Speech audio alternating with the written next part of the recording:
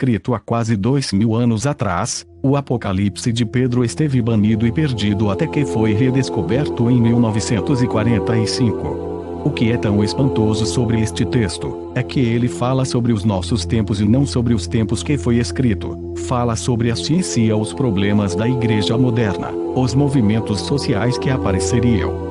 E a pessoa que o escreveu de algum modo que as informações deveriam ser mantidas em segredo e que seriam recuperadas 2000 anos mais tarde. Apocalipse de Pedro.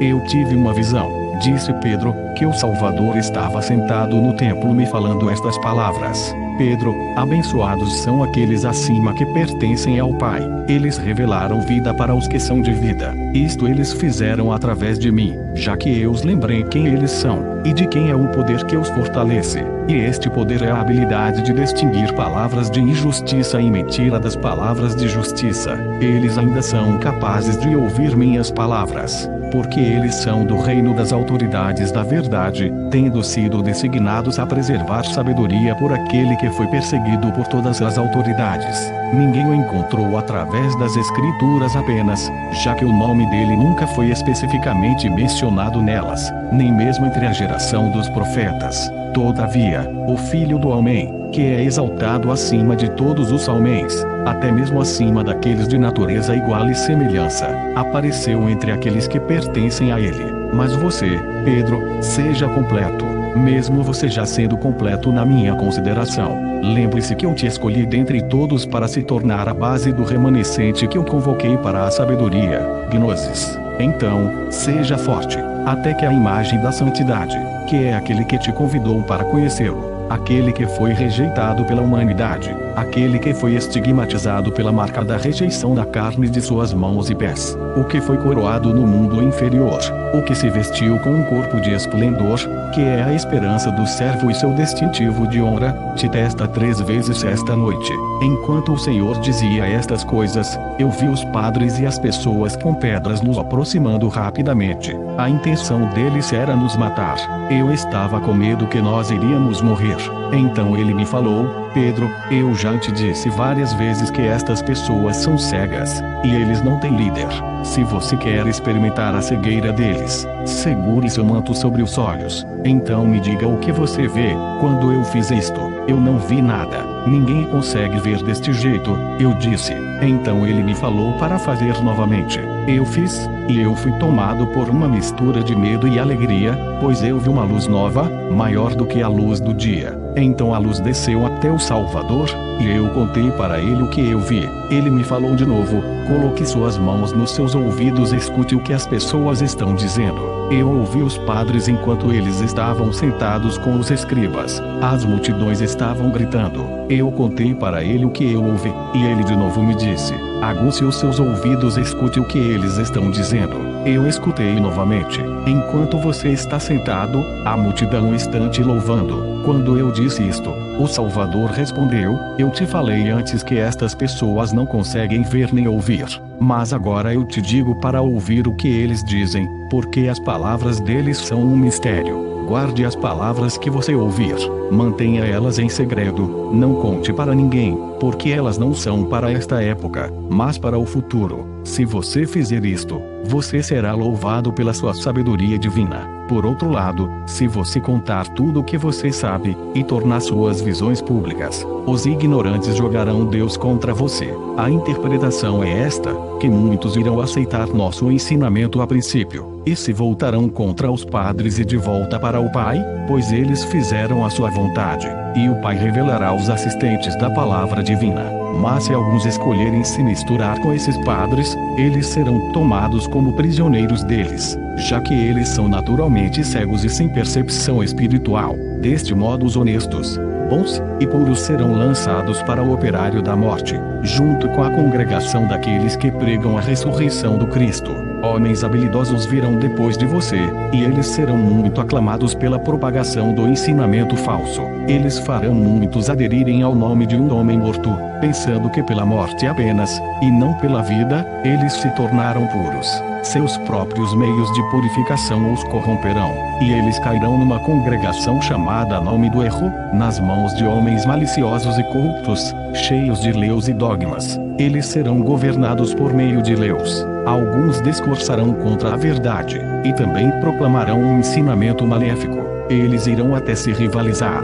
Alguns receberão grandes condecorações, esses que fazem parte do poder dos arcontes, e eles não serão intimidados, nem mesmo pela possibilidade de sofrerem por conta de suas imoralidades. E eles analisarão os sonhos das pessoas, e se eles disserem que um sonho veio de um demônio digno do erro deles, eles pronunciarão julgamentos que levarão à perdição ao invés da integridade, pois uma árvore ruim não pode gerar bons frutos. Qualquer que seja a árvore, é isso que virá dela. Certamente nem todos são da verdade, nem todos são imortais. Na verdade, na nossa percepção, todas as almas destes tempos estão naturalmente designadas à morte, porque o homem-alma é sempre um escravo, sendo gerado para satisfazer seus desejos e destruição. Homens-alma existem em destruição e vieram da destruição. Almas adoram a carne que foi gerada com elas, mas almas imortais não são como estas. Pedro, até a morte. O imortal parece com o mortal,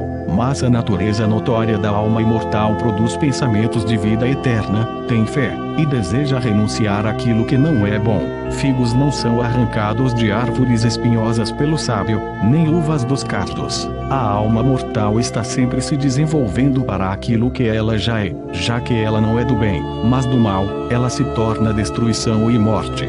Mas a alma imortal que se une com o eterno, que é aquele de vida, se parece com a imortalidade e todos os bons frutos que vêm dele. Portanto, aqueles que são surdos e cegos se unirão com os do mesmo tipo, e as coisas mortas se dissolverão para a não existência. Outros serão transformados pela prática do discurso infeliz e deturpação dos mistérios. Alguns daqueles que são intelectuais, porém não iluminados, que não entendem os verdadeiros mistérios, irão se vangloriar de que eles sozinhos sabem toda a verdade. Eles irão acreditar em suas próprias fábulas. Então, estando com inveja dos imortais, irão arrogantemente e orgulhosamente tentar trazer outros para o ponto de vista deles mesmos. Mas estes ostentadores jamais foram salvos pelo método determinado, que é o caminho, embora o maior desejo deles seja a incorruptibilidade. Ao ouvi-los falar, alguém chegaria a crer que eles tiveram uma comunicação direta com as várias hierarquias de anjos,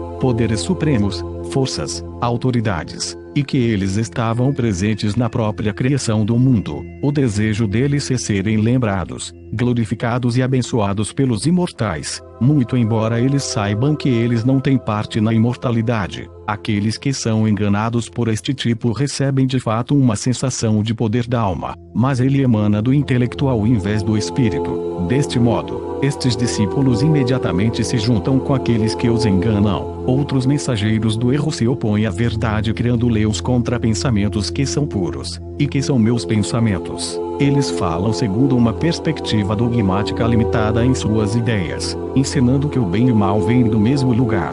Eles transformam o que eles chamam de a palavra de Deus numa atividade comercial, e prometem um destino severo àqueles que não cooperarão. Mesmo a raça dos imortais continuará iludida até o meu retorno público. Somente pelo poder de perdoar as ofensas é que os escolhidos se separarão deles, porque eu os resgatei da escravidão de seus adversários. Ainda assim, os libertos criarão uma sobra de imitadores em nome de um homem morto, que de fato é Hermas, o filho mais velho da injustiça, para que a luz que existe não seja acreditada pelos pequenos, mas aqueles deste tipo serão separados dos filhos da luz, e jogados na escuridão externa, pois eles não entram nem liberam aqueles que estão se elevando para suas respectivas ordens. Outros ainda acham que podem aprimorar a sabedoria perfeita que a fraternidade já possui, ou seja, a sociedade espiritual daqueles unidos na comunhão, através da qual um matrimônio de incorruptibilidade será revelado. Uma sociedade semelhante de imitadores aparecerá e será chamada de a Irmandade. Estas irmãs irão oprimir seus irmãos dizendo coisas do tipo, já que a salvação veio do útero, Deus deu privilégios especiais às mulheres. Elas não sabem da punição severa que terão que passar por se aproximarem e aprisionarem os pequenos com esta enganação. Até alguns que estão fora da nossa sociedade se deram nomes impressionantes, como reverendo tal e tal, bispo alguma coisa, diácono não sei das quantas, e falam como se tivessem recebido autoridade diretamente de Deus. Estes desafiam o julgamento de líderes verdadeiros, e não passam de canais secos. Mas eu disse, eu estou muito perturbado pelo que você me disse, que os pequenos, na nossa percepção, são falsificados, e que multidões enganarão multidões daqueles que possuem vida, e irão se misturar com eles e destruí-los. Mas quando eles disserem o seu nome, eles serão acreditados. O Salvador disse, por um tempo predeterminado, em proporção ao erro deles, eles terão autoridade sobre os pequenos. Quando chegar o momento certo, aquele que não envelhece e possui uma compreensão imortal se tornará jovem, e os pequenos derrubarão seus administradores. Ele irá cortar a raiz do erro deles, e a irá expor junto com toda a glória descarada que ela tomou para si. Então, Pedro, aqueles que presenciarem isto se tornarão inalteráveis. Venha, então, vamos prosseguir completando a vontade do Pai incorruptível. Pois veja, aqueles que trarão falso testemunho estão a caminho, e eles se envergonharão. Eles não podem me tocar agora, mas você, Pedro, deverá permanecer entre eles. Você é um covarde, mas eu te digo, não tema, as mentes deles serão fechadas, porque o invisível veio combatê-los. Quando ele me disse estas coisas, eu vi a multidão o pegar. Eu disse, o que eu vejo, Senhor? Eles estão realmente te levando embora. Você está agarrado a mim? Quem é esta pessoa que eu vejo, contente sorrindo na árvore? E é outro aquele cujas mãos e pés eles estão golpeando. O Salvador me falou, a pessoa que você viu na árvore, aquele que está contente sorrindo, este é o Jesus vivo. O outro, em cujas mãos e pés eles estão cravando pregos, aquele é o corpo. Ele é a manifestação carnal do imortal sendo humilhada. É a aparência percebida pelo olho natural. Olhe para ele, então olhe para mim. Eu olhei, e fiquei muito assustado e perturbado. Na minha confusão eu disse, Senhor, ninguém está te vendo. Vamos fugir daqui. Mas ele me disse, eu já não te disse para ficar longe dos cegos. Você não entendeu que eles não sabem o que estão dizendo. Eles acham que eles humilharam meu servo, quando na verdade, eles penduraram o filho da glória deles na árvore. Então eu olhei de novo e vi alguém se aproximando que parecia com aquele que estava sorrindo na árvore. Ele estava preenchido com o Espírito Sagrado, e eu percebi então que ele era o Salvador. Havia uma grande luz ofuscante em volta dele, e eu percebi a multidão de anjos luminosos invisíveis o abençoando. E quando eu olhei para ele, o abençoado foi revelado, e ele me disse, seja forte, a você foram confiados estes mistérios e a interpretação deles através da revelação divina. Aquele a quem crucificaram é o primogênito, e a casa dos demônios é o recipiente de pedra, onde habitam os demônios. O homem de Elohim é o homem da cruz, aquele que está sob a lei. Mas perto do primogênito você viu o Salvador vivo, o primeiro em espírito, a quem eles pegaram e libertaram, e que olha para seus assassinos com felicidade, enquanto eles ainda estão confusos e divididos entre si. Ele ri da falta de percepção deles, sabendo muito bem que eles nasceram cegos e são cegos ainda. Aquele suscetível ao sofrimento, sofreu, ou seja, este que eles percebem com seus olhos, mas o que eles libertaram é o meu corpo divino.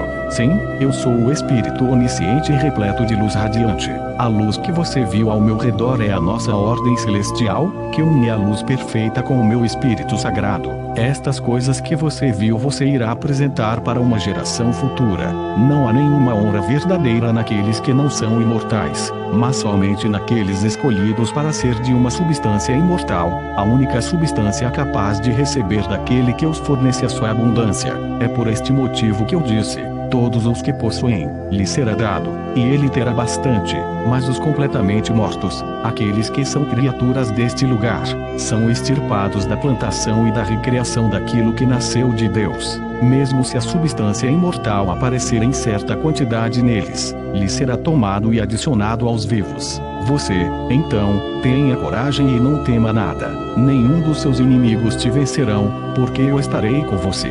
Fique em paz, seja forte. Quando Jesus havia dito estas coisas, eu voltei a mim.